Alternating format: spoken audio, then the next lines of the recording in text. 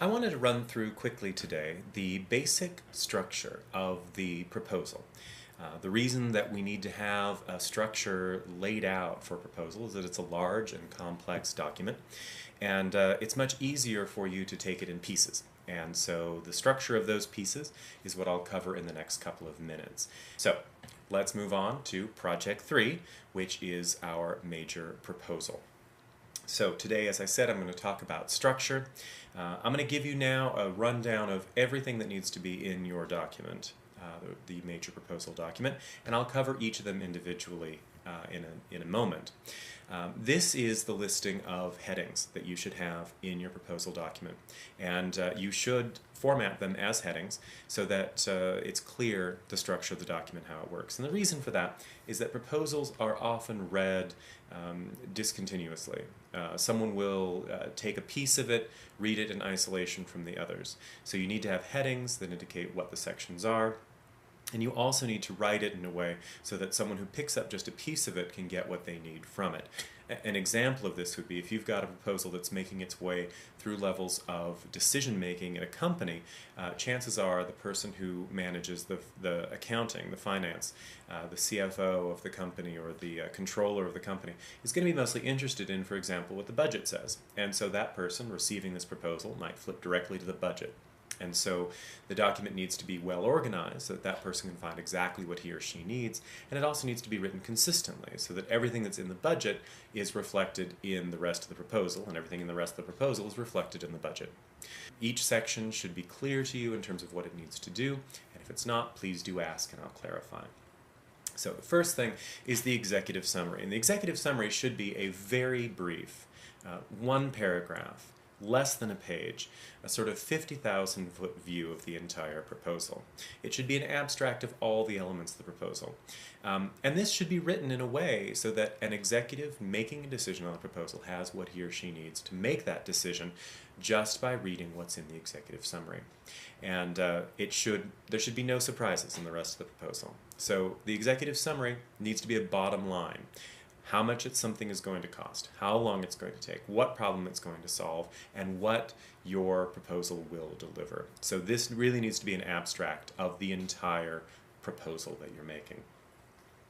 The next section is the introduction, and the introduction provides an overview of the proposal. Now, the executive summary has given an overview of the entire project. The introduction serves to say, here's what I'm going to cover in this particular proposal. It shows your familiarity with the problem, positions you as the person or your team as the ones to solve the problem, and it puts the problem in a business or organization context that the person reading it can understand. So this, again, should be a fairly brief section, simply to say, here's what you'll find in this document. The next section in the list is the statement of the problem or opportunity, and this is a really critical, key section of the proposal. Because what you're doing in this section is you are demonstrating that you understand the problem or the magnitude of the opportunity. You're establishing your credibility to deal with that problem or to address the opportunity. And you're also motivating some urgency around addressing the problem or the opportunity. So this section is really about positioning you as an authority on the problem or opportunity and getting buy-in from your reader that this is a problem that needs to be solved or an opportunity that must be pursued. Having established the problem or opportunity, you move to the objectives. The objectives really details your solution to the problem or shows how you'd like to address the opportunity. It answers the question, what does the solved problem look like? And you should be as specific as you can in this section. You should provide metrics. If you're addressing a new market, what the sales are likely to be in that new market. If you're proposing something that will make the company or organization more efficient, then how much more efficient will it be?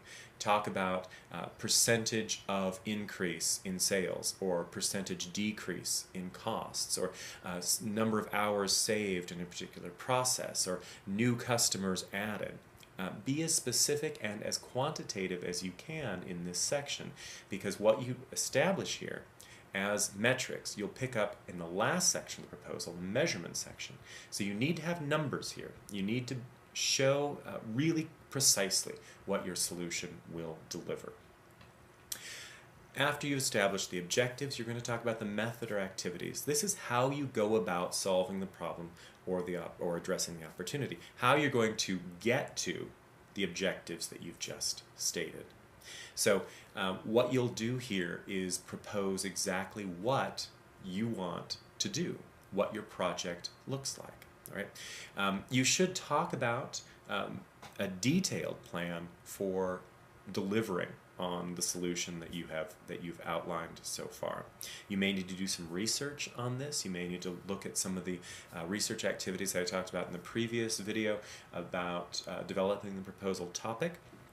You should address alternative solutions to say that we could solve this in 3 ways. A, B, or C. A is the best way to solve it because B and C fall short in these particular areas.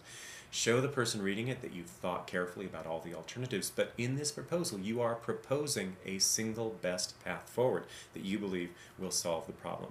And this section, the method or activities section, becomes your implementation plan. This is what you will deliver if the proposal is accepted. After that, there are several sections that talk about the nuts and bolts. First is resources. And that can be human resources, the people you will need to work on this. But it also can be computer time, it can be capital resources, it can be release time from other duties, it can be hiring new people, it can be a whole range of things. And so anything that you will need in order to fulfill your proposed project, this is what you need to list here. And this is also where you would talk about what the management structure of the project would be. Who is going to take the lead in managing the project as it is implemented. After that, you'll want to run through the schedule. Now this might be very detailed if you're proposing to build a new hospital. It could be less detailed if you are simply trying to implement a new way to order office supplies. So the scope of this will depend on the scope of the project. You need to have a realistic timeline. A lot of times in proposals that I see for this class, things are done very, very quickly and without a lot of process around them. You need to have a realistic timeline for implementing. And the schedule is sort of a thumbnail sketch. You can flip to the schedule, you can see exactly what's going to happen throughout the entire project.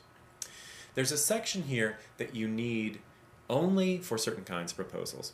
If you are writing a bid proposal, a proposal to develop new work, or a research proposal, you would include a justification section to say, I am qualified or my team is qualified to do this work.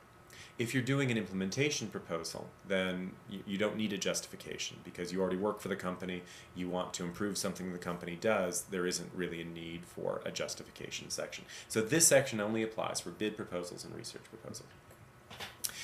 Second to the last is the budget. And this is what we might call a quantitative abstract of the proposal. Everything you do has a cost, and every cost needs to be reflected in the budget. And that's true whether you're saying we are going to take people off of this job and put them onto this job, there's a cost to that. Think about, in terms of economics, what the opportunity cost is. Everything that you do comes at the cost of not doing the next best thing you could be doing. So your budget needs to reflect the real cost of all of the things that you've undertaken in the course of the proposal. So there should be nothing in your proposal that isn't reflected as a line item in the budget. And this can be a spreadsheet, it can be a list, however detailed you think you need to be for the proposal that you're making. Finally, the measurement section. Here you'll take the metrics that you establish in the objectives section and you will show how you're going to measure progress. It's very important to show the decision makers who are going to approve this proposal how you'll know that you've solved the problem. And this can be dollars, it can be hours, it can be whatever other efficiencies. If you want to say that you increase customer satisfaction, well, how are you going to measure that? You need to survey customers before and after. So everything that you say you're going to deliver, you need to have a way to measure and how you're going to make that measurement happen. All right? Again, if you've got any questions about any of these sections or how the proposal needs to be structured, please drop me a note immediately and I will clarify. The proposal is a sort of centerpiece for this entire course and we need to be clear on how it needs to be written. So please drop me an email at any time. Otherwise, I look forward to seeing what you come up with. Thanks.